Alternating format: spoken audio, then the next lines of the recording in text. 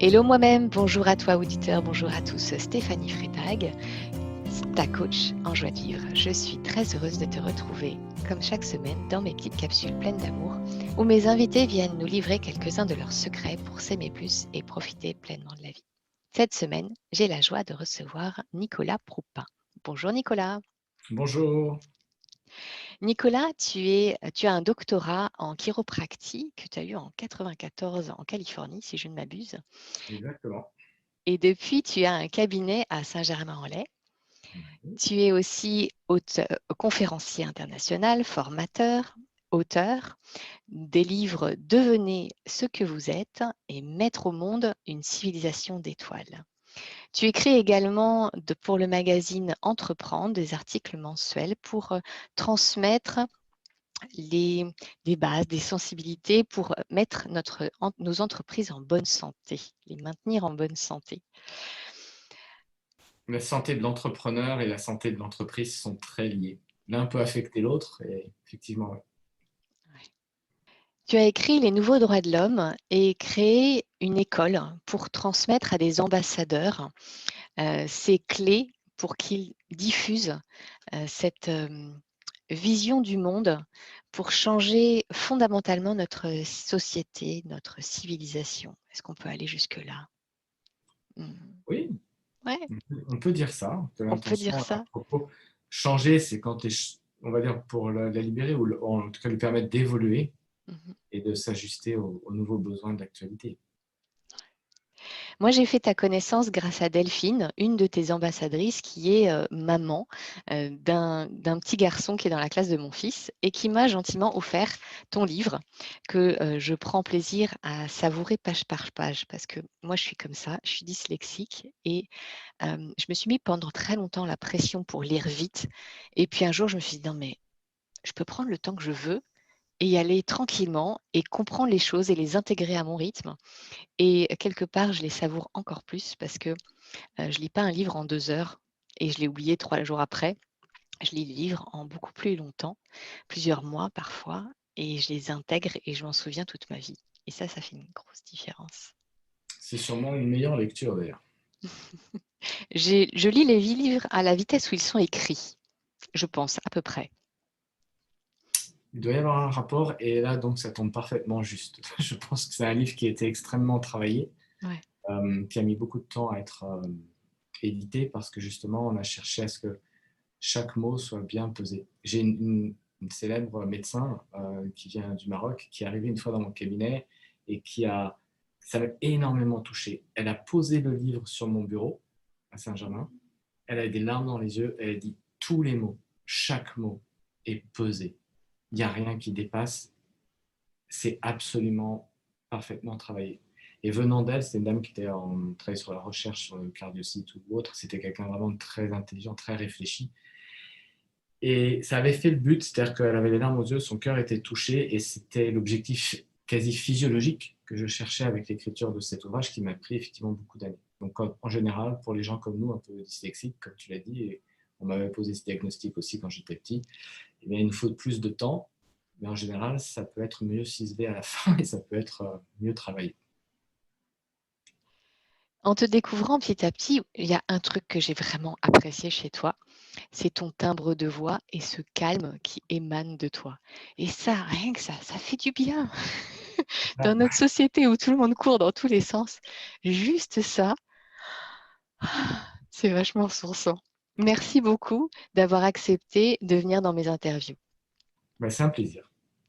Partager tout ce qu'on peut partager, pour moi, c'est une de mes plus hautes valeurs, mon plus grand centre d'intérêt. Donc, c'est moi qui te remercie. Merci. Nicolas, pour ceux qui ne te connaissent pas, est-ce que tu peux nous dire qui tu es? Euh, qui peut prétendre savoir qui il est vraiment, mais de ce que j'ai compris, euh, bah, à la base, donc je suis né dans un pays qui est la France, dans lequel on vit dans une certaine culture, qu'on n'a pas envie de juger particulièrement, mais qui est une certaine culture. Et je crois que j'ai découvert plus qui j'étais ensuite en voyageant. Donc j'ai eu la chance d'étudier très peu, mais un petit peu en ex-URSS, et puis de faire mes études supérieures en Californie, qui sont d'autres cultures vraiment différentes. Et après, avec mon travail, j'ai pu aller au Brésil pour développer une école d'arts martiaux, de capoeira là-bas, et puis je suis aussi en Afrique, je suis allé dans différents pays, et je pense que c'est justement quand on avance dans la vie et qu'on se voit en contraste des autres cultures, on se découvre mieux qui on est. Donc je ne sais pas si je vais réussir à répondre à la question qui je suis, mais de ce que j'ai compris, euh, je suis une personne qui se découvre, comme tout le monde, petit à petit dans la vie et avec la plus grande humilité, parce que plus on avance et plus on se découvre et plus on se rend compte finalement qu'on se connaît peu et on a encore beaucoup de choses à découvrir à propos de soi. Ce qui m'étonnerait le plus, ce qui m'a le plus étonné, c'est la différence entre ce que je pensais être quand j'étais enfant, où j'étais timide, où j'étais plutôt assez introverti. J'avais des énormes complexes physiques et ensuite, du coup, des complexes sociaux quand on est adolescent. Et que ce que je pensais être à ce moment-là et ce que je pensais être aujourd'hui sont vraiment deux choses complètement différentes. Pardon. Et aujourd'hui, à la lumière de toutes ces années, de ces voyages et autres, ben, je dirais que je trouve que par essence, ce qui me plaît le plus, finalement, c'est de faire ce que j'aime et que j'ai pas osé toujours le faire dans la vie. Je me suis imposé souvent de faire des études, de répondre à des modèles ou des contraintes pour différentes raisons, pour plaire aux autres, pour survivre aussi des fois, pour être sûr de gagner ma vie ou autre. Et que plus j'avance dans le temps, plus je me connais et plus je m'aperçois que c'est à propos de me rapprocher de ce que j'aime le plus faire. Et ce que j'aime le plus être ou faire, en fait, c'est de découvrir les mystères de l'univers, de comment cet univers marche, hein, que ce soit au niveau de la matière ou de l'astrophysique ou de la nature qui nous entoure, et voir les dynamiques, les mécaniques qui sont impliquées entre le plus petit et le plus grand, que ce soit ce qui se passe au niveau social et la pandémie d'aujourd'hui, ou bien au niveau physiologique. Ça, c'est ma passion, de comprendre comment l'univers marche et de comprendre les dynamiques pour pouvoir les influencer, pour être en bonne santé. Ça, c'est ma deuxième valeur.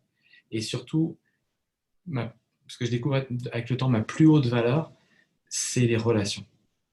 J'avais une relation, je m'aperçois en fait, ce qui compte le plus maintenant, si je devais mourir maintenant, ce qui a le plus compté dans ma vie, c'est la relation que j'ai eue avec mon père, avec ma mère, avec mes grands-pères, mes grands-mères, et mon chien. Si je suis authentique, je vous dirais que ces êtres-là sont qui je suis finalement, parce que c'est avec eux que je me sens le plus vivant, le plus heureux, tout simplement, et le plus vrai avec moi-même. Et puis derrière, en fait, en un mot, c'est des relations qui sont sacrées. Et avec mes élèves, on parlait des gens à qui j'enseigne le travail et autres, en fait, c'est la relation avec ces gens-là que finalement compte le plus pour moi. Et donc, si je devais me définir, ben, je dirais que c'est les relations sacrées qu'on peut développer avec les gens, que ce soit nos élèves ou nos parents, enfin nos enfants finalement, spirituels, et euh, nos ancêtres, ceux qui nous ont donné et ceux à qui on donne. Et puis, plus récemment, depuis 2 ans, ben, j'ai une petite fille, et ça, je crois que ça va être un sommet dans ces relations sacrées. Je ne sais pas si ça définit qui je suis, mais c'est un peu ça l'idée. Merci. D'où a émergé l'idée de créer les nouveaux droits de l'homme? Alors à la base, je ne suis pas du tout avocat je suis simplement docteur en chiropractique Mhm. et j'ai juste fait un constat très simple. C'est que quand une personne se rendait malade, arrivait au cabinet avec un mal de dos, un mal de tête, eh bien, si les gens, même en tant que bon chiropracteur, si on arrive à faire en sorte de réguler, aider la personne à réguler sa physiologie et à rentrer dans une meilleure santé, si la personne retourne dans la vie qui l'a rendue malade, ou alors elle a peut-être plein d'autres son travail, ou plein d'autres son couple, ou de l'endroit où elle vit, bah, naturellement, c'est du bon sens, elle avait tendance à recréer les mêmes symptômes. Et j'ai constaté aussi que, on peut en faire une règle d'or, mais quand les gens se réaligner, avait une crise de mal de dos, en profitait pour se réaligner et pour ajuster les choses qui n'allaient pas dans leur vie. Pour que quand ils allaient se réengager dans une vie après la crise, après le mal de dos, eh bien, ils aient transformé suffisamment de choses pour plus se rendre malade, bah, les symptômes ne revenaient plus. Ce qui est très logique, je sais, mais ce n'est pas dans notre culture. Quand on va voir notre médecin ou notre manipulateur de vertèbres, la personne dit pas il faut changer l'environnement, sinon vous allez retomber dans le même environnement et recréer les mêmes problèmes. En général, On dit à la prochaine fois, revenez quand vous voulez. Mais voilà, c'est bien, j'allais dire des fois commercialement, mais c'est pas vraiment l'intérêt des gens. Et On, on est un peu dans une société où on nous a appris et vanté les mérites de la pharmacie où, vas-y, t'as mal à la tête, bah, tu prends un Doliprane. Tu ne te poses pas la question de savoir pourquoi tu as mal à la tête. exactement. Juste, Puis après tu tapes sur le symptôme et pas la cause, quoi. exactement. Donc, pour synthétiser cette essence, je suis tombé sur une phrase qui a été attribuée à Sculla, mais qui dit toute structure qui ne suit pas sa raison d'être s'autodétruit. Mm. Donc, quand une personne ne suit pas ce pourquoi elle est faite, là où elle va sentir vraiment un état d'être en bonne santé et bien dans sa vie, dans sa tête et autres, ben, elle va déclencher une autodestruction qu'on appelle un symptôme pour l'être humain. Donc, il y aura effectivement mal à la tête, mal au ventre. Et bien qu'il faut suivre un avis médical, il faut suivre les choses nécessaires à faire pour se soigner sur le plan médical, de manière complémentaire et, et tout à fait bienveillante vers les gens, je pense qu'on peut voir dans les symptômes une vraie intelligence. Et en plus de les éliminer parce qu'ils sont inconfortables ou de les transformer, eh bien, il y a une idée de les écouter pour pouvoir faire le changement de vie de la partie de la vie qui nous a rendus malades.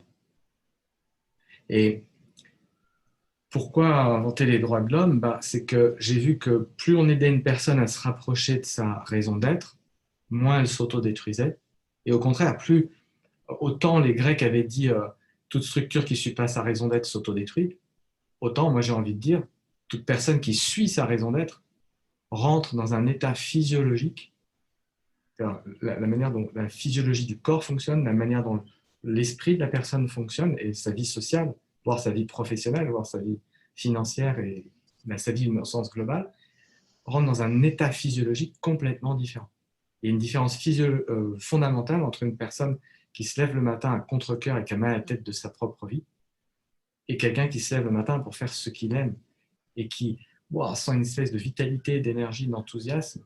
C'est une différence fondamentale. Et sans vous, parce que je n'ai pas vraiment de religion, de credo ou autre par la science, mais il fallait que je trouve un mot qui permette de transmettre cette essence, c'est-à-dire cet état physiologique quand on est libre d'être soi-même, sans être entaché de quelconque philosophie ou religion. Je dis, posons l'idée d'un état physiologique. L'état, pour être super objectif, est-ce que la personne est dans un état physiologique où elle est en plein rayonnement ou au contraire elle subit sa vie? Donc j'ai appelé ça l'état physiologique interne, qui est à l'intérieur, que seule la personne peut juger. Parce que des fois, on va aller voir un docteur, il dit votre glycémie est bonne, vos bilans sanguins sont bons, donc vous êtes en bonne santé. Et la personne à l'intérieur, elle est dans un état intérieur, elle dit mais je ne suis pas heureux du tout dans ma vie. Donc le pouvoir n'est pas dans la personne qui va juger d'extérieur, mais bien le vrai, celui qui est le plus important peut-être, c'est la personne qui va pouvoir sentir à l'intérieur si elle est dans un état interne. Et pour moi, d'avoir conscience de cet état interne, d'avoir conscience que quand on suit ses valeurs et sa raison d'être, on a tendance à être dans un état interne qui se stabilise et qui s'améliore de jour en jour de pleine santé. Et c'est pour ça que je me suis dit, ça devrait être accessible comme un droit.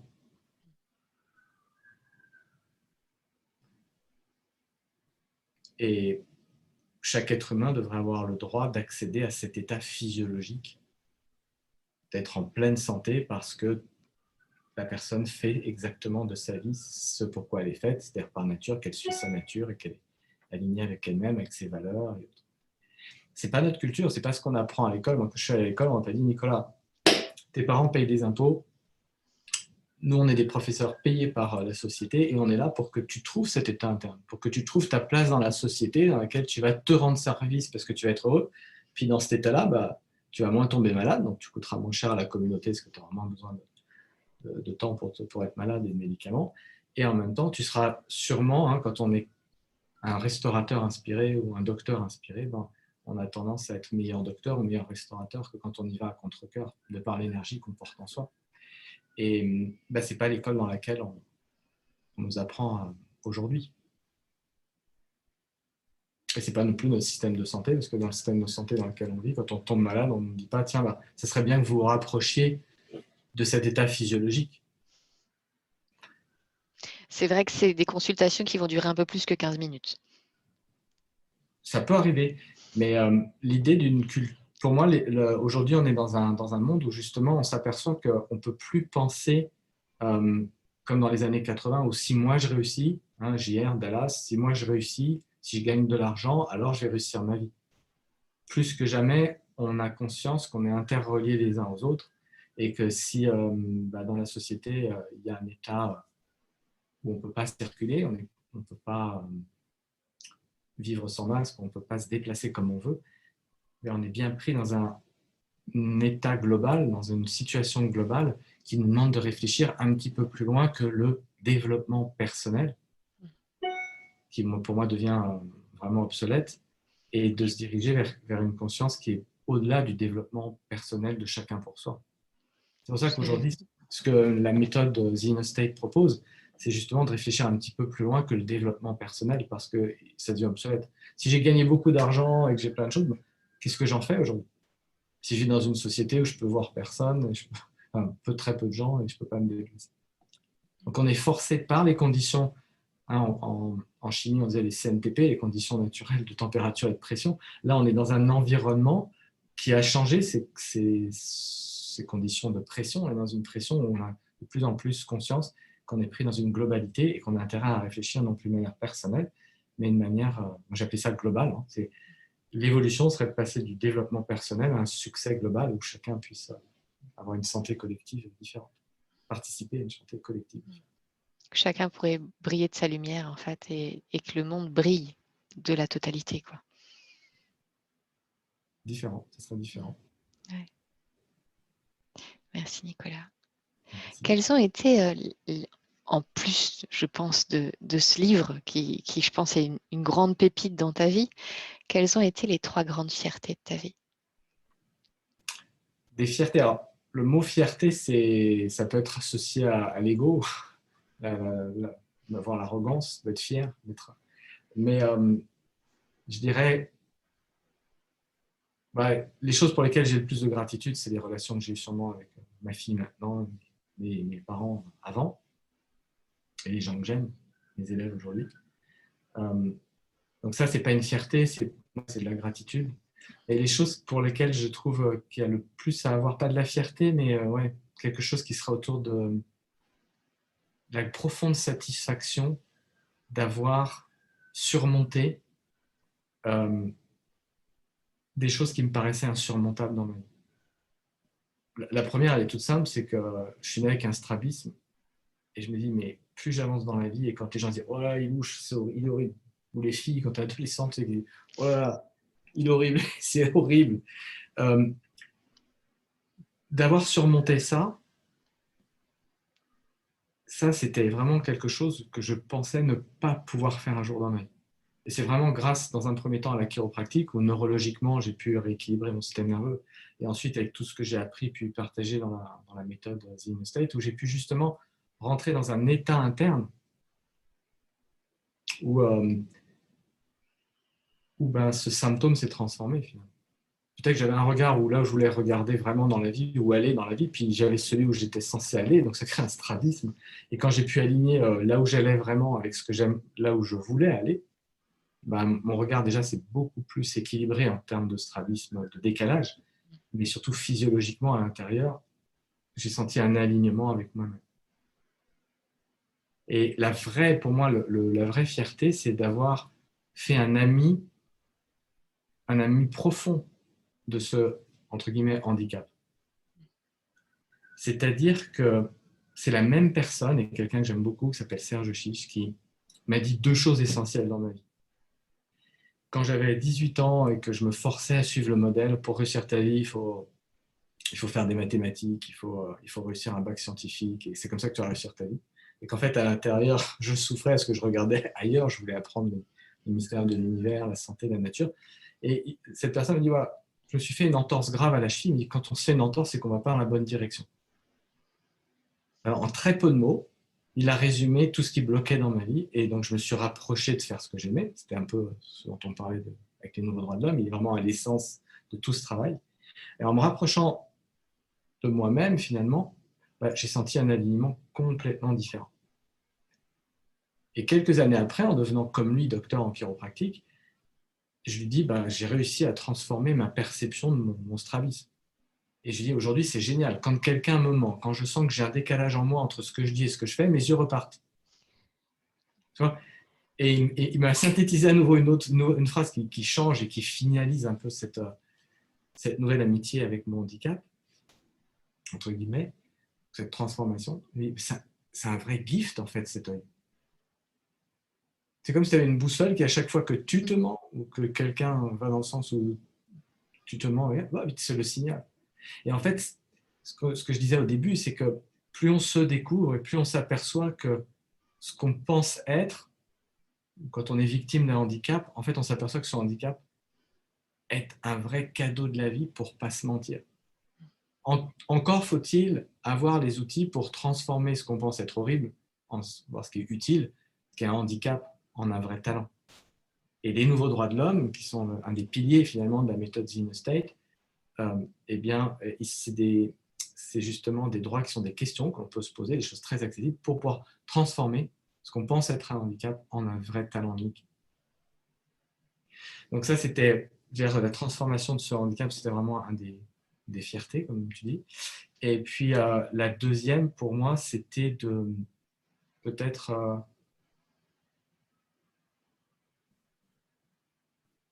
au moment de trouver sa place, en fait.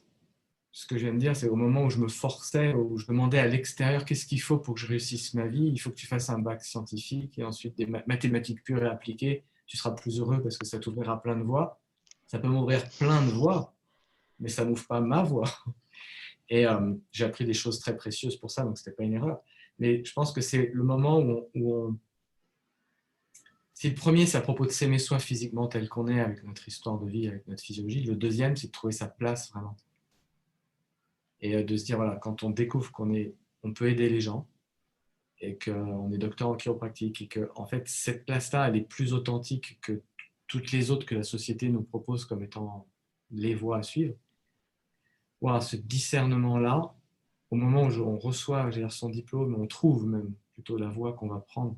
Jamais que ce n'est pas le diplôme, c'est au moment où on découvre que c'est dans cette voie-là qu'on va trouver un plein épanouissement. Ça, c'est un deuxième degré. Peut-être pas une fierté, mais en tout cas, je sens que mon état interne, c'est waouh, là, je vais rentrer dans une vie qui va carrément être jouissive par rapport à développer un état physiologique intérieur et intellectuel et social qui est complètement différent. C'est pour ça que quand tu posais la question, elle est géniale, ta question en disant qui est Nicolas Proupin ou qui présente toi un petit peu. Si je compare le Nicolas Proupin avant qu'il trouve sa place dans le monde en tant que docteur pour aider les gens, qu'il adore ça, et avant où je tombais super malade, je perdais mes cheveux, j'étais dans une physiologie pourrie, j'étais hyper anxieux par rapport à ça parce que je ne savais pas où j'allais en fait. Donc, entre la personne qui ne savait pas où elle allait et la personne qui trouve sa vraie raison d'être, wow, c'est plus la même chose. Donc ça, c'est la deuxième victoire, je vais dire. Et la troisième, peut-être que ça serait de dire, en ayant ensuite en tant que mentalité d'ingénieur, c'est-à-dire de trouver la mécanique de ce qui ne va pas, trouver des solutions ingénieuses pour les solutionner à un degré ultime, la troisième fierté, entre guillemets, ce serait d'avoir fait en sorte de comprendre la mécanique qu'il y avait derrière ces deux premières souffrances pour pouvoir développer des outils pour les transformer. Et voilà, c'est les nouveaux droits de l'homme, c'est le fruit de mon travail, et qui n'ont qu'un but, c'est le nom de la méthode, c'est-à-dire The Inner State, c'est que les gens trouvent The Inner State en anglais, c'est-à-dire l'état interne, que les gens trouvent cet état interne pour eux, de transformer leur handicap, leur vicissitude de vie, pour être poli, en talent, et ensuite qu'ils trouvent une place utile à eux-mêmes et aux autres dans la vie. Voilà, c'est ma troisième fierté, c'est d'avoir trouvé trouver la mécanique qui était derrière, ingénieusement trouver quelque chose d'accessible pour tout le monde pour arriver à cet état interne. Et pas de manière, façon de développement personnel, je vais m'occuper de 3-4 privilégiés pour aider 4 personnes dans ma vie, ou même 100 personnes. C'est de faire un système qui répond bien aux problèmes d'aujourd'hui, c'est-à-dire on est dans une situation globale et les nouveaux droits de l'homme permettent que les gens fassent ces deux transformations dont on a parlé de manière autonome. Ils peuvent y arriver tout seuls en lisant un livre, comme tu dis, en s'appropriant, en se répondant à ces questions, ce qui permet de le faire de manière globale. Et l'idée des nouveaux droits de l'homme, c'est que ce soit très universel, accessible à tout le monde. Et si chacun fait ses 2 premières transformations, alors non seulement ça transforme les gens individuellement, mais si tout le monde peut accéder à cet interne, ben, ça va faire un effet assez collectif, qui est le besoin, je pense, d'aujourd'hui. C'est quoi les applications que tu vois aujourd'hui? Alors, à un moment donné, il y a une personne qui tombe sur le livre que tu as présenté tout à l'heure, et qui m'appelle et qui me dit, je m'appelle, donc c'est une personne qui a un nom qui résonne comme connu, qui dit, voilà, je m'aperçois que je suis directeur d'une très grande société en Inde, et je suis français et je ne me fais pas du tout ce que j'aime, donc je veux une consultation. Donc on discute avec cette personne, et elle me présente à quelqu'un qui, on va dire, un des conseillers du, du président de l'époque, et qui lit le livre et dit, ouais, je suis complètement d'accord avec votre idée, et ce serait génial que chaque être humain puisse trouver finalement sa raison d'être, transformer ses handicaps et devenir un moteur dans la société. Et il dit, vous avez réfléchi à ça pendant 20-30 ans, dans 30 ans, vous devez avoir la clé pour soulever votre projet avec tout ça. Donc, pour répondre à ta question, où est-ce qu'on peut aller avec ça? Et donc je dis, oui, c'est clair. Si on pouvait faire en sorte que ces droits qui sont très accessibles et qui permettent ces 2 transformations soient accessibles à chaque être humain comme une nouvelle matière à l'école. On a géographie, mathématiques, dessin, musique, mais pourquoi on n'aurait pas une nouvelle matière? Il faut créer une nouvelle matière qui s'appellerait trouver sa raison d'être ou rentrer dans l'état interne, euh, qui permettrait, je ne sais pas, dès le plus jeune âge, ou en tout cas dès la 6e, de réfléchir, si c'était une fois par semaine, toi 1 heure par semaine, c'est-à-dire que ça deviendrait culturel dans l'esprit des enfants. Les enfants auraient le temps, les adolescents auraient le temps d'intégrer ces droits, de faire leur transformation, préparer, parce qu'il y a des gens qui vivent leur accident de vie à 23 ans ou à 25 ans, alors qu'il y a des gens qui sont nés avec, donc peu importe, mais ça préparerait, ça créerait une culture, hein, puisque systématiquement, les enfants en allant à l'école, génération après génération, il y a de plus en plus de monde qui aurait conscience de ses droits, à se transformer, à découvrir l'ordre caché finalement. Derrière le chaos, quand tu vis avec un strabisme et que tu vis la rejection sociale, tu as l'impression que c'est chaotique, tu as l'impression que la vie est un enfer. Puis après, quand tu t'aperçois que c'est un outil pour réussir ta vie et que tu l'aimes, que tu t'aimes au plus profond, bah, c'est un changement complet de dynamique. Et si c'est rendu à l'échelle collective, ça devient une culture. L'idée, c'est de rendre ça culturel, d'où le moyen des nouveaux droits de l'homme. Eh bien, ça change la vie. Donc, l'idée, c'était, par exemple, donc, que ça s'implémente de manière structurée dans l'éducation. Donc, les ambassadeurs, derrière, ils ont vocation à pouvoir aller faire ce cours. D'ailleurs, c'est devenu une loi, hein. Je crois qu'elle est obligatoire en seconde, première, terminale, qui s'appelle la loi d'orientation et de réussite des élèves, parce que la personne a repris l'idée à son nom sans en avoir la technologie ni l'expérience. Mais en tout cas, en tant que service aux gens, pour les gens qui nous écoutent, c'est l'intérêt pour eux, pour leurs enfants, pour leurs adolescents, d'accéder à ces droits et de trouver vraiment comment ils vont transformer leurs problèmes de vie futurs ou passés et trouver leur place utile dans la société.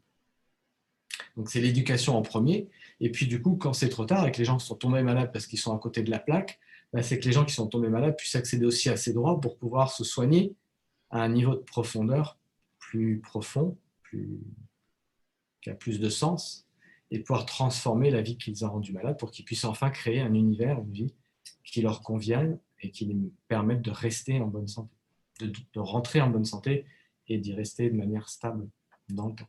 Donc j'ai donc l'éducation et la santé en premier lieu. Puis les applications, bah, c'est aussi, si on veut rester dans une culture où les gens sont victimes de leur corps, victimes de leur handicap, victimes de ce qui leur est arrivé, et qui vivent toute leur vie en défense, bah, ce n'est pas mon souhait. Mon souhait, c'est d'offrir ces outils pour que les gens puissent se transformer. Donc il y a aussi une dimension de faire savoir. Donc dans The Inner State, ce qui est génial, c'est qu'on réunit aussi des artistes, des gens qui vont mettre en scène de manière humoristique pour passer le message.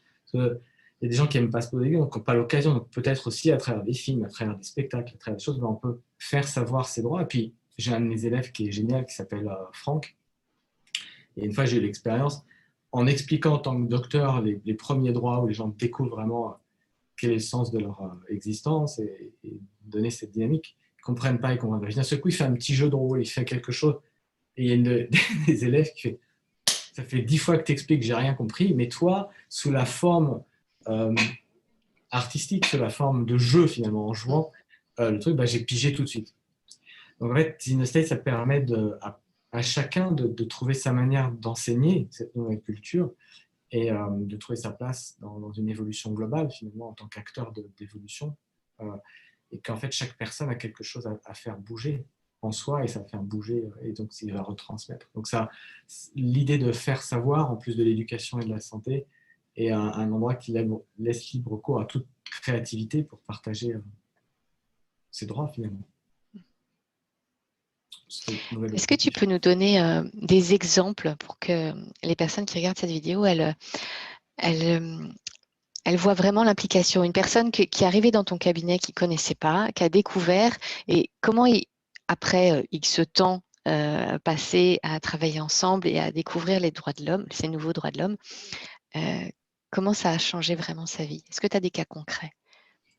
Oui, bah, je dirais que toute personne qui va rentrer en contact avec même le droit numéro 1 ou 2, en fait, l'idée, c'est que on compare les nouveaux droits de l'homme à des graines. Les graines, elles tombent, elles sont semées dans l'esprit de quelqu'un. Si elles n'ont rien à faire sur ce jardin, j'allais dire, bon, bah, elles ne poussent pas. Mais si elles ont une raison d'être là, eh ben, elles vont se développer au rythme. Comme tu disais, moi je lis ou j'écris à ma vitesse. Chaque personne va développer ses graines à son rythme. Mais en général, ça déclenche une espèce de proactivité. Et ce qui fait la force du travail, c'est la synergie entre mon premier métier, qui est docteur en chiropractique, où il y a une transformation neurologique. Il y a des nouveaux schémas neurologiques qui vont s'installer dans le cadre de la personne, avec une partie des nouveaux droits de l'homme qui s'appelle STARS, hein, qui est à propos de transformer le corps aussi, et les nouveaux droits de l'homme eux-mêmes, qui sont la partie intellectuelle pour débloquer les limites qu'on s'est créées dans sa tête. Et la synergie du déblocage de la tête et du corps euh, fait cette profondeur de réussite qui fait vraiment la différence avec des choses qui sont enseignées de manière juste intellectuelle ou des travaux qui sont faits juste de manière physique. Et donc des gens qui sont rentrés au cabinet et qui ont bénéficié de cette synergie, il y en a plein, mais j'ai j'ai vu un patient très récemment, en fait, quelqu'un qui s'est fait soigner à l'étranger par les meilleurs docteurs qu'il pouvait trouver. Il avait des symptômes très inquiétants, on va dire. Et même si l'imagerie médicale, les tests montraient qu'il n'y avait pas une maladie grave avérée, lui, sa vie était un enfer parce qu'il ne dormait pas la nuit, il avait des inflammations constantes, etc., etc. Et en appliquant cette synergie, j'allais dire, entre le déblocage de la tête et l'application dans le corps, eh bien, les symptômes se sont, j'allais dire, transformés et la personne a réaligné sa vie sur ce qu'il aimerait vraiment en faire. Il s'est aperçu que tous ces symptômes étaient surtout là pour le réveiller à se réveiller au fait qu'il fallait plus continuer dans une vie à contre-cœur. Et l'origine du mal, enfin, c'était une énorme culpabilité de quelque chose qui s'est passé il y a 12 ans et pour lequel il se bloquait toute son existence. Et quand il a pu transformer, comme moi, mon strabisme, lui, il a transformé cet événement de la vie, qui était plus d'ordre d'une faillite financière, à voir en quoi, en fait, il n'avait pas à avoir honte de ce handicap, de ce passé, mais qu'en fait, ça lui a donné une véritable force et qu'il a pu transformer une vie qui était fausse, fake, hein, puisque c'est en anglais, à une vie qui était complètement authentique, où il a pu connecter justement avec ce qu'il aimait vraiment faire dans sa vie.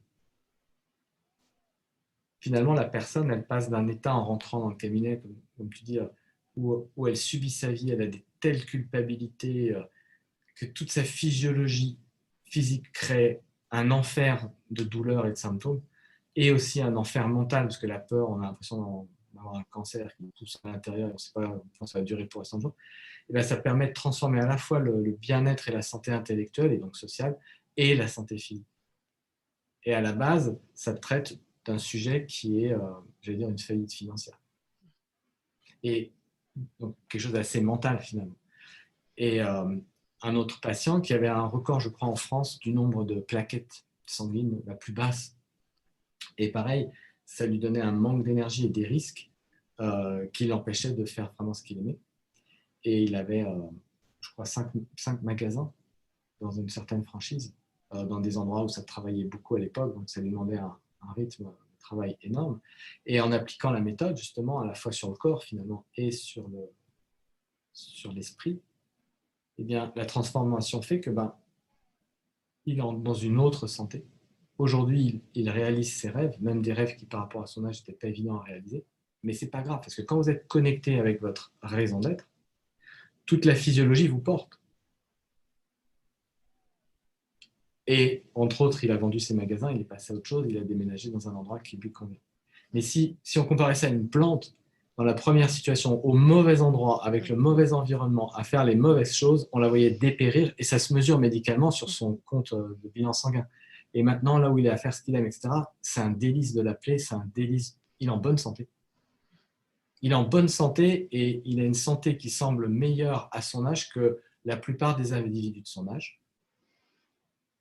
Alors qu'avant, il avait plutôt une santé qui semblait inférieure, enfin, c'est pas un jugement de valeur, mais qui semblait bien inférieure à tous les gens de son âge. Donc, c'est ça la vraie différence. Et puis, plein d'histoires, mais je veux dire, un enfant qui va dire, voilà, bah, je fais rien à l'école, je me sens nul, et sa maman qui renchait, ouais, il fait rien, et son grand frère qui dit, bah non, il fait rien de sa vie.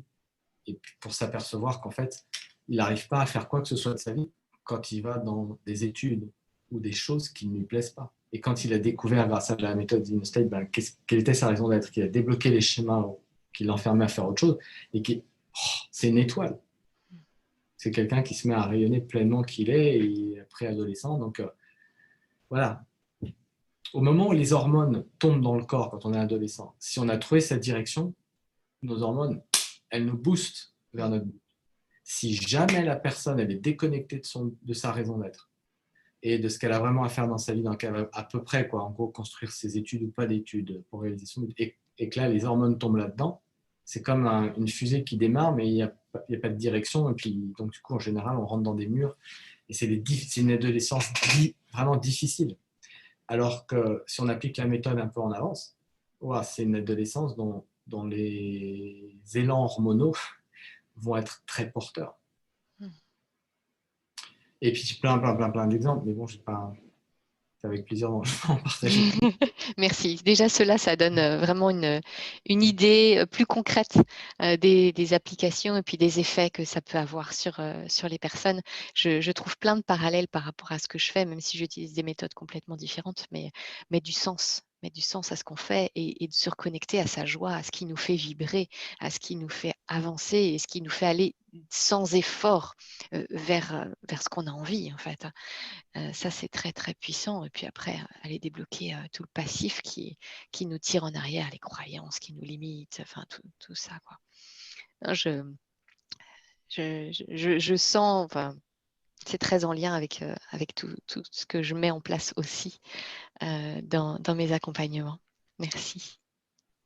Et il y a des liens entre tous ces gens qui travaillent différemment. Est-ce que ZenoState, il y a plusieurs choses que ZenoState apporte qui me touchent moi particulièrement, mais c'est surtout d'avoir trouvé un dénominateur commun et un autre standard. C'est-à-dire le dénominateur commun, c'est que vous êtes super stressé, j'allais dire, je vais prendre un contre-exemple un peu piquant, mais vous êtes très stressé, la personne va fumer une cigarette. Ça vous met dans un état interne un peu meilleur, parce que ça détend la personne.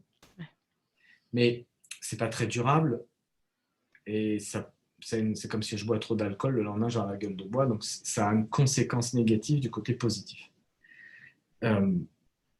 Par contre, si vous allez, j'allais dire, nager ou faire quelque chose qui vous détend après, peut-être il y aura un petit peu moins de contre-coup. Il y aura une dissipation qui sera un peu plus naturelle. Mais tout ça, c'est à propos de dissiper des tensions. Et le nouveau standard qui est proposé avec ZenoState, c'est juste de transformer. C'est-à-dire que ce n'est pas à propos d'avoir une vie comme à contre-cœur et ensuite d'avoir quelque chose pour compenser de cette vie à contre-cœur. Donc plus on a une vie à contre-cœur, plus on compense avec une drogue forte, j'allais dire, qui peut être le jogging ou l'alcool ou la cigarette, peu importe, ou les anxiolytiques. Mais c'est vraiment de trouver quelque chose qui nous met dans un état de détente à faire. Et ça, il y a une chose qui est vraiment importante pour les gens qui nous écoutent, c'est que la plupart des méthodologies qui ont été créées jusqu'à présent répondaient aux besoins de l'époque. Et aujourd'hui, on est dans une époque qui n'a plus rien à voir. Ça n'a plus rien à voir. Et je pense que les gens qui font la démarche de faire des podcasts ou des interviews et autres, on sent bien qu'il y a une espèce de... Bon, mettons en commun les savoirs, essayons de réveiller de manière globale. Parce que je pourrais, bien sûr, je peux voir X patients, avoir un chiffre d'affaires professionnel qui fait que ça subvient à mes besoins, et puis j'ai soigné des gens, c'est très bien. Mais le fait de passer dans l'idée de podcast, dans l'idée je communique au plus grand nombre, c'est qu'on sent bien que c'est à propos de faire bouger les lignes à un autre niveau. C'est vraiment à propos de trouver le dénominateur commun entre un prof de chimie ou de mathématiques qui est inspirant. Je ne sais pas si ça t'est arrivé d'avoir un prof d'une matière qui était à la base Prof de pas physique. prof de physique, toi. Ah ouais. Un prof de physique où tu dis mince, je vais faire physique, ça va pas être, ça va être des contrôles, des stress, des machins. Et en fait, quand tu es dans le cours, tu rentres dans l'état interne. Parce que la personne, dans sa spécialité, elle arrive à te mettre physiologiquement dans un état d'émerveillement, d'inspiration, d'être ému, inspiré par ce qu'il fait. Ou un masseur, toi, ou un prof de gym, ou un bon hypnothérapeute, que tu ressors, tu es dans un état interne différent. Donc l'état interne, en fait, ça permet, parce que c'est un état central physiologique, de réunir des compétences qui ont des intentions qui vont dans la même direction. Donc c'est un état physiologique, mais c'est aussi une manière de faire comme un phare dans la tempête pour que plusieurs personnes qui travaillent un petit peu dans des univers différents, c'est pas le même univers d'être prof de physique et d'être masseur ou hypnothérapeute. Et pourtant, en posant ce nouveau paradigme, on peut dire que c'est un état physiologique qui a un but commun à toute personne qui veut faire évoluer l'humanité vers quelque chose de sincère, d'objectivement souhaitable. Et si on éveille juste ce petit détail en plus, mais qui peut faire toute la différence à un prof de physique, dire voilà, vous êtes prof de physique, est-ce qu'en sortant de votre cours, les gens, enfin, vos élèves sont dans un état interne wow, d'amour pour vous, de gratitude pour vous, et ils savent déjà inconsciemment qu'ils vont s'en servir toute leur vie. Une dame qui m'avait formé à certains médias, elle m'avait dit qu'elle avait un prof de mathématiques comme ça, elle détestait les maths, tu vois, mais ce prof était tellement génial que ça lui a servi toute sa vie.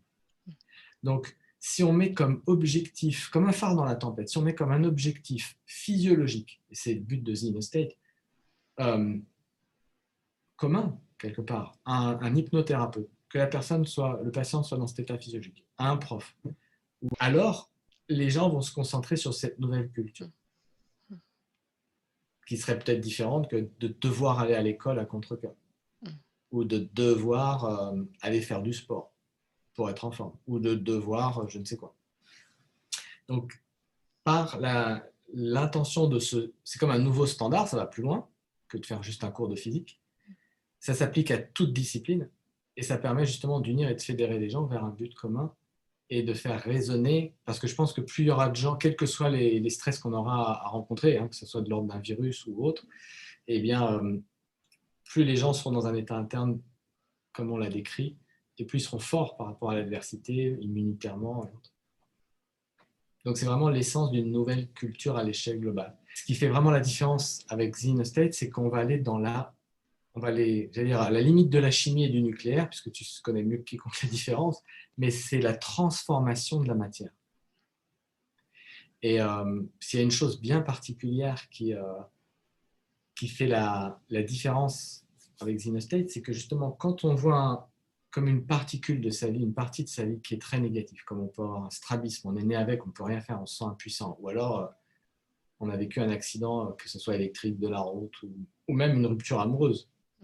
Plus la particule gravitationnelle négative est forte, il y a un phénomène physique qui s'appelle l'annihilation, et quand on réunit la matière et l'antimatière, il y a annihilation de la matière pour donner une particule de lumière. Cette annihilation dégage un photon. Et pour moi, c'est l'expression, c'est la compréhension physique de faire la lumière sur sa vie. On fait la lumière sur la particule négative en embrassant autre chose, et ça fait un photon, une particule de lumière.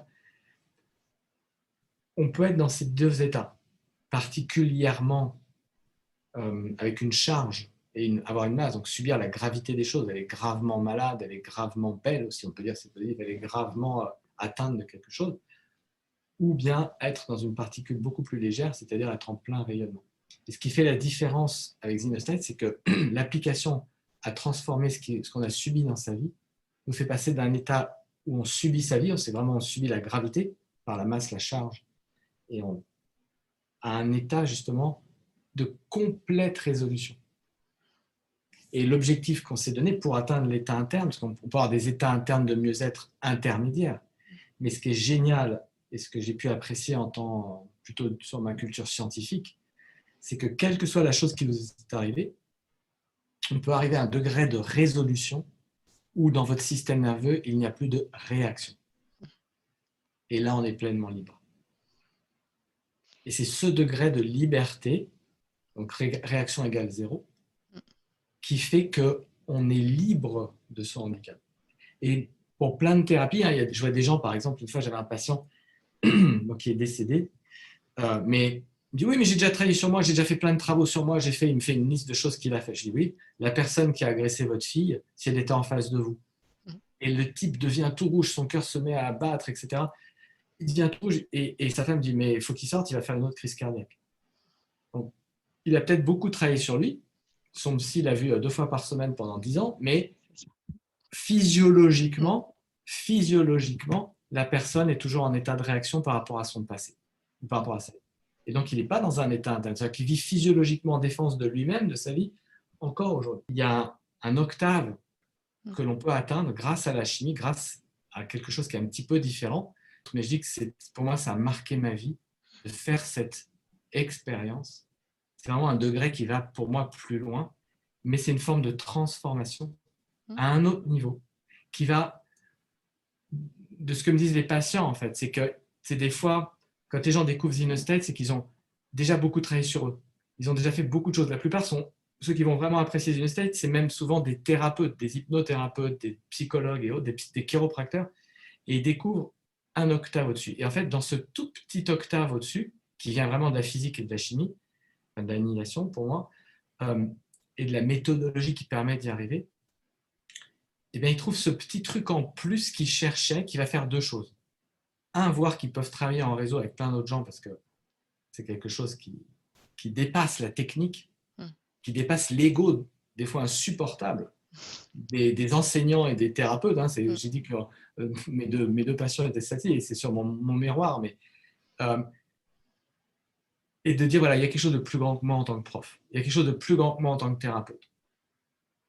Et donc, c'est de pouvoir d'un seul coup travailler de manière globale à l'échelle de ce à quoi notre cœur aspire. Et souvent, on fait des démarches, mais ça permet de le faire concrètement. Et le deuxième, c'est d'arriver à un niveau de résolution qu'en fait, le thérapeute ou le danseur cherche depuis toujours. Pour lui, pour elle-même, pour sa propre vie. Et du coup, riche de ce nouveau standard, enfin de ce petit truc supplémentaire qui fait toute la différence, eh bien, ça crée une équipe de gens qui travaillent ensemble à un autre niveau, détaché de est-ce que je suis compétent ou pas, est-ce que je suis le meilleur ou pas, c'est l'ancienne. Non, c'est l'ego qui essaye de prendre et sa si ça place. peut se manifester, pour moi, alors ça va peut-être paraître un peu fleur bleue, mais on peut voir des balbutiements de ça, des fois un petit peu avec d'autres technologies, mais avec Zinostate, il y a quelque chose qui se passe vraiment fort. Je ne sais pas si tu te rappelles de cette, peut-être on peut mettre en lien, cette dame qui s'était présentée, une Écossaise, avec un physique pas forcément dans les canons de beauté actuels, à une émission anglaise qui s'appelait L'Angleterre a un talent, enfin, You Have a Talent. Incroyable, c'est vrai. Susan Boyle.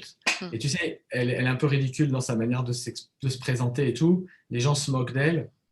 Il lui demande où elle veut aller. Elle dit j'aimerais chanter internationalement telle une autre célébrité. Les gens se moquent d'elle. Puis d'un seul coup, elle chante. Et elle fait résonner un état interne en elle, à travers le chant, qui fait que, waouh, immédiatement, quand elle rentre dans cette transformation, qui rapporte, qui est en spécialiste en chimie, mais par rapport à l'annihilation, quand elle rentre dans cet état de rayonnement, qui est comparable à celui d'une étoile, parce que transformer des particules chargées en photons, c'est le phénomène d'émettre de la lumière. Physique. Ce n'est pas une théorie, une religion, c'est de la physique. Dès qu'elle se met à chanter dans cet état-là, bing, tous les gens dans la place, les juges, les spectateurs, rentrent dans le même état. Le petit octave qui fait la différence fait que ça fait un changement global. Et qu'aujourd'hui, alors la vidéo elle est vue des millions de fois, et elle a fait pleurer, à chaque fois que je la montre à mes élèves, les gens dans la place, là c'est la moitié qui pleure. Donc, même encore aujourd'hui, le petit octave où on transforme jusqu'au bout, ou à un autre degré, ça affecte tous les gens dans la pièce, les gens qui connaissent les gens dans la pièce, etc. Et ça, je connais aucun docteur en chiropratique ou psy où ça se produit systématiquement. Ouais. Ça ne se produit pas, il faut le regarder. Et donc, ce qu'amène The Inner State en plus, c'est ça, et c'est l'intention. Et plus on met des gens dans cette résonance, plus en fait, s'il y a une chose à retenir de The Inner State, c'est qu'en fait, peut-être qu'on a trouvé, enfin, je pense, la mécanique, physique, chimique, nucléaire, que chaque être humain, c'est mon pari, chaque être humain est structuré pour fonctionner comme une étoile qui rayonne et émet de la lumière. Ce n'est pas l'objectif de l'ostéopathie, ce n'est pas l'objectif de l'homéopathie, ce n'est pas l'objectif de l'hypnose. C'est une découverte, alors c'est proche de la chimie, mais c'est vraiment ce qui nous rend unique. Et ça permet du coup d'avoir un effet global. Et ça permet, The Inner State peut être une méthodologie finalement, enfin, de comprendre ça, que je peux appliquer en tant que prof de physique, prof de français, tu vois. Et c'est un standard que tout le monde n'atteint pas. Donc, oui, mais je suis bon quand même. Ce n'est pas le sujet, mais est-ce qu'on peut monter le niveau Monter encore. Ouais. Voilà. Non, Et mais j'ai ça, senti toute la puissance en lisant ce livre. Je découvre vraiment la puissance qu'il y a derrière. Et cette volonté de faire briller les gens dans leur lumière, il y a énormément de gens, de thérapeutes, qui tirent vers ça, qui n'ont pas forcément... qui viennent tous d'un milieu différent, qui ont expérimenté des choses différentes. Je ne suis pas sûre qu'il y ait une technique. Pour moi, dans mon ressenti, il n'y a pas une technique. Il y a plein d'êtres humains qui fonctionnent à peu près de la même manière et qui vont avoir besoin de moyens différents pour y aller. Par contre, cette recherche d'aller au-delà de juste le bien-être, pour aller chercher à faire rayonner la personne, à la faire briller toute sa lumière, parce que vraiment l'être humain, il a ce potentiel-là. Effectivement, c'est pas quelque chose qui est emmené par tous les mouvements. Je préfère parler de mouvement plutôt qu'une technique en particulier. Et on sent dans ce livre toute cette puissance-là. Et il est pas épais, quoi. Pourquoi on s'embête à faire des années et des années d'études? Il suffit de lire ce livre, c'est déjà pas mal. je ne sais pas si tu es d'accord, mais quand tu es jeune docteur ou que tu veux faire du bien aux gens, tu cherches la meilleure technique que tu trouves. Alors moi, je suis d'accord avec toi, il n'y a pas une technique, parce que chaque personne qui va pratiquer même la même technique va la pratiquer tellement de manière personnalisée que bon. Mais par contre, en tant que scientifique, alors je crois que tu as fait tes études en France, mais euh, si on regarde chaque être humain, à peu près le même système de vertèbres, à peu près, hein, le même système nerveux et tout. Donc il y a peut-être un mécanisme commun à chaque être humain qui va au-delà de notre modèle de santé de l'OMS, de juste pas avoir mal au dos, pas avoir de symptômes, mais qui pourrait aller vers un plein rayonnement. Et The Inner State, graduellement, les différentes cours et formations qui sont proposées, c'est d'abord de faire l'expérience. Ouais, ça c'est un peu différent quand même. Et puis plus on travaille, plus on dit ouais, c'est vraiment différent. Et de découvrir, ce qui est un peu vraiment l'unicité, hein, c'est que structurellement, chaque être humain est peut-être structuré. Toi, un ballon de foot, c'est fait pour jouer au foot, et puis un avion, c'est fait pour voler, un bateau, c'est fait pour flotter, mais que structurellement, chaque être humain est peut-être fait pour, enfin, moi, c'est ce que je découvre, pour rayonner. Physiquement, je ne parle pas de, tu sais, le truc religieux, oui, oui, vous êtes là. Non, Hein. non, ça Non, se sent enfin, vraiment. quelqu'un qui a un vrai charisme, il n'y a pas besoin de dire grand-chose, on sent. On sent. Il y a une présence, il y a voilà, une espèce d'aura. Enfin, je n'aime pas trop ce terme-là, mais il y a vraiment quelque chose de... C'est presque palpable, en fait. C'est physique. Voilà, c'est Et physique, plutôt ouais, que de c'est ça. développer plein de choses un peu bizarres, ésotériques, et que Mm. ce soit en tant que patient, c'est une cacophonie. Tu vas sur un salon des médecines douces et tu as plein de trucs complètement. Ça ressent, parce que les gens ont peut-être parlent de manière métaphorique, et puis du coup, c'est un peu décalé, c'est un peu abusif, c'est un peu manipulateur. Donc, moi, ce que j'aime faire, c'est amener une structure vraiment carrée où les gens puissent dire ah bah oui, effectivement, ça a bien l'air de marcher comme ça. Et ensuite, peu importe la méthode, hein, comme tu dis, toutes les techniques, peu importe la technique, mais par contre, ça déplace le standard de l'objectif, le standard de santé qui s'élève. Et j'invite tout le monde à bien découvrir ce mécanisme parce qu'il est naturel, je crois. Et il n'est absolument pas culturel parce qu'il n'est pas dans aucune technique finalement. Et ce n'est pas une technique qu'on propose, mais c'est vraiment peut-être une découverte scientifique, on pourrait dire, et accessible aux gens parce que c'est aussi leur intérêt de découvrir cette mécanique. Pour aller un petit peu plus loin dans cette interview, cet état interne-là, je suppose qu'au quotidien, avec tous les aléas de notre vie quotidienne, il doit être plutôt un peu fluctuant, peut-être, parfois. Comment tu l'entretiens, toi, personnellement? Alors, j'ai développé, juste pour ce besoin très particulier, une partie de la méthodologie Zero qui sont des exercices qui permettent aux gens d'être autonomes. Mhm. Donc, en travaillant sur le corps, ça s'appelle STARS Autonomie. STARS, en fait, c'est un acronyme qui veut dire un système euh, pour transformer, accéder à un rayonnement par la structure. C'est des exercices qui permettent de travailler sur le corps avec la respiration pour pouvoir, quand on s'est décalé dans un état interne un petit peu émotionnel ou un petit peu de souffrance ou de douleur, à revenir vers un état de plein rayonnement. Et je pense que c'est très important, surtout aujourd'hui, de donner aux gens des clés d'autonomie pour perpétuer ou soutenir cet état interne.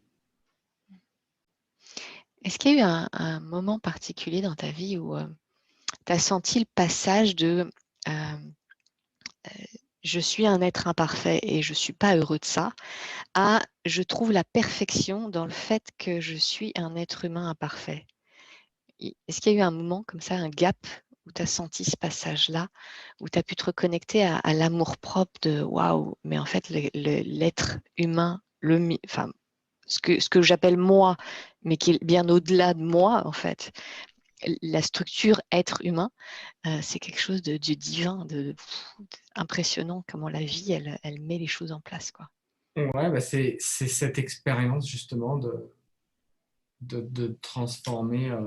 Donc c'est un cours qu'on appelle l'université de la vie. Hein, c'est basé sur ce que le docteur Di Martini m'a enseigné. Mais c'est vraiment, c'est dans les nouveaux droits de l'homme, c'est un des droits, droit numéro 5, où vraiment, physiologiquement, hein, la perception visuelle, la perception, la sensation devient complètement différente. On a vraiment une vision physiologique, hein, on voit différemment, on se sent différent. Pendant un moment, je voyais tout blanc, j'avais même pu avoir des couleurs et autres. Et c'est vraiment passer de l'autre côté, hein, dans un système nerveux qui permet de voir la globalité, qui voit l'union au lieu de voir les séparations. Le système nerveux, si je vois noir, c'est parce que derrière il y a rouge ou il y a blanc. Eh bien, on passe dans un système nerveux qui est un étage neurologique du cerveau où on voit justement qu'il n'y a pas de technique, mais que structurellement, on est fait pour rentrer dans cet état. C'est une expérience que j'ai faite avec un des étages, enfin un des droits, c'est le droit numéro 5, mais je crois que c'est des petites étapes, on le fait souvent finalement. Quand le strabisme c'en est un, trouver sa place unique dans la société c'en est un, et ainsi de suite. Pour clôturer cette interview, est-ce que la vie t'a transmis un secret que tu aimerais léguer à ce monde? Euh, en un résumé, je dirais que structurellement, physiquement, le corps de l'être humain, c'est une découverte scientifique pour moi, que j'aimerais léguer derrière moi, c'est clair. Le corps humain est physiologiquement et structurellement fait pour, comme un oiseau est fait pour voler, il est fait pour rayonner. Mais pas un état ésotérique bizarre. Structurellement, pour, comme tu dis, quand on est près de quelqu'un qui est calme ou quelqu'un qui rayonne, on sent quelque chose de différent. Ce qui donne l'état interne, d'où le nom de la méthode. Et quand on n'est pas dans cet état de rayonnement, hein, ce qui est le terme employé par chiropracteur, on est subluxé, c'est moins que sublux, que le plein rayonnement, la lumière qu'on en est, eh bien on déclenche plein de symptômes qui nous signalent qu'on est en dessous du niveau. Donc je dirais pour les gens qui nous écoutent, il y a un état interne dans lequel on peut être, on sent un plein rayonnement, que c'est pas du tout culturel. Je vous invite vraiment à le découvrir parce que c'est pas ce qu'on trouve. C'est pas. Je fais plein d'ajustements chez les chiropracteurs, c'est pas forcément ce qu'on trouve dans un ajustement normal, euh, ou dans toute autre forme de thérapie. Mais c'est leur état, c'est pas une technique, c'est leur état. Et de découvrir, de faire l'expérience de cet état interne. Merci beaucoup, Nicolas, pour tout ce que Avec tu as plaisir. partagé. J'espère que toi, auditeur, ça te donne des clés et l'envie d'aller découvrir cet état interne et toute ta lumière. Commencer par des petits pas pour avancer vers ton potentiel. vers qui tu es vraiment. J'aimerais beaucoup lire sous cette vidéo en commentaire ton ressenti, où tu en es, tes questionnements. Partage-moi tout ça et puis je viendrai échanger avec toi. Nicolas, merci beaucoup pour ce temps accordé et Merci. toutes tes recherches et toute l'implication que tu as et que tu mets pour aider ce monde à aller vers plus de lumière de façon globale. Merci beaucoup. Merci à tous.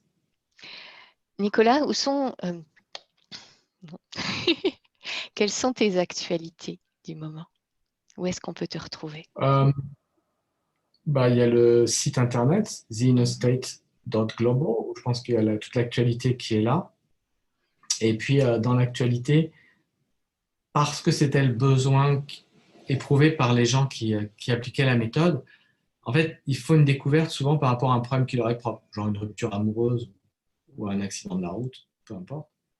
Et puis derrière, ils disent, mais j'aimerais bien l'appliquer partout. Donc le challenge qu'on a fait cette année, et donc peu importe quand cette vidéo sera lue, mais c'est d'apprendre tous les endroits où on a du mal à être dans l'état interne. Tu sais, les sujets de la vie. C'est-à-dire, des fois, c'est dans les finances. Des fois, c'est dans les relations amoureuses. On a du mal à trouver l'état interne de plein rayonnement d'amour inconditionnel pour la personne. Ou bien ça va être dans la peur du rejet.